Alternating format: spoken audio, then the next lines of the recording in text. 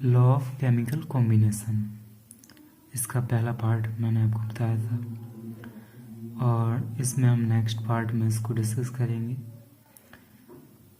थोड़ा हम पहले का जिक्र करें तो पहला अपना जो लॉ था वो था द्रव के संरक्षण का नियम। इसमें हम डिस्कस करेंगे लॉ ऑफ कांस्टेंट और डेफिनेट प्रोपोर्शन, यानी स्थिर अनुपात या निश्चित अनुपात का नियम। तो सबसे पहले हम इसको डाल देते हैं।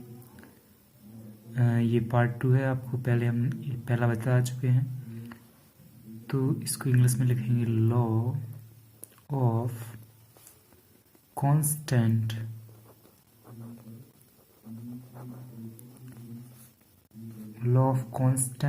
और डेफिनेट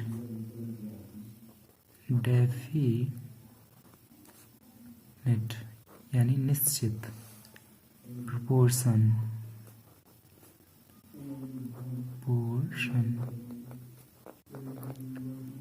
इसको हिंदी में हम लिखना चाहें तो लिख सकते हैं स्थिर अनुपात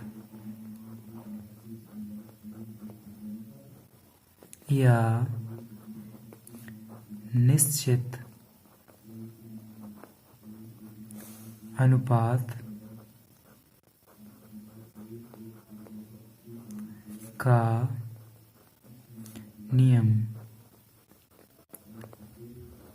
देखिए, जो एक साइंटिस्ट हुए हैं जोसेफ लुई प्राउस्ट, इन्होंने 1799 में यह देखा कि प्रत्येक यौगिक का संगठन सदैव निश्चित रहता है, चाहे वह किसी भी स्रोत से प्राप्त किया गया हो। तो मैं आपको इसके आगे बताता हूँ। जैसे प्रत्येक रासायनिक यौगिक में हम लिखते हैं इसको, प्रत्येक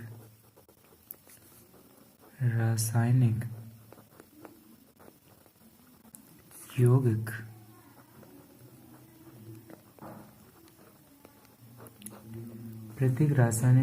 में उसके अवयवी तत्व भारानुसार उसके अवयवी तत्व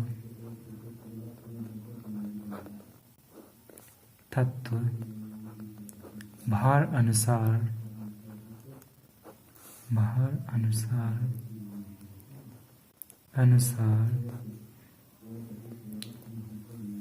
एक निश्चित अनुपात में पाए जाते हैं।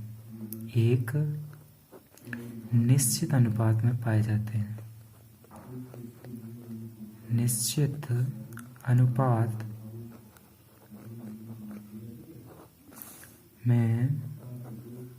पाए जाते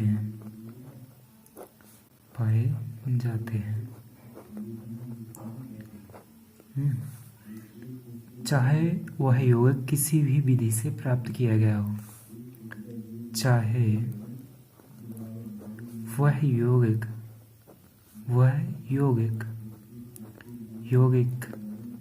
किसी भी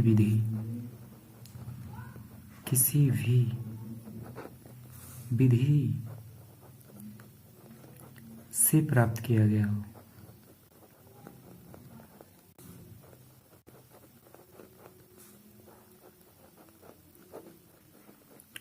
जैसे हम आपको इसका एग्जाम्पल बताते हैं।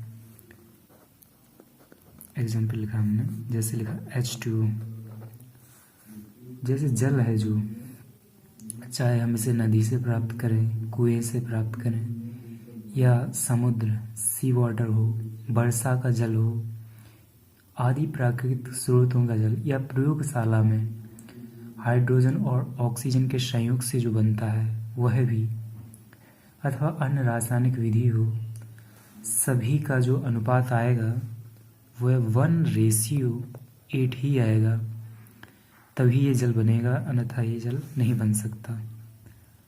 इसी प्रकार हम इसकी एक अन्य तत्व को लेते हैं। जैसे हमने लिया CO2, कार्बन डाइऑक्साइड। अब कार्बन डाइऑक्साइड को हम कहाँ से प्राप्त करते हैं? कार्बन को वायु में जलाकर, सोडियम कार्बोनेट पर तनु हाइड्रोक्लोरिक अम्ल की क्रिया से, कैल्शियम कार्बोनेट को गर्म करके, प्रत्येक विधि से प्राप्त कार्बन डाइऑक्साइड अगर आप विश्लेषण करते हैं तो जो उनका रेशियो आता है वो 12:32 आता है।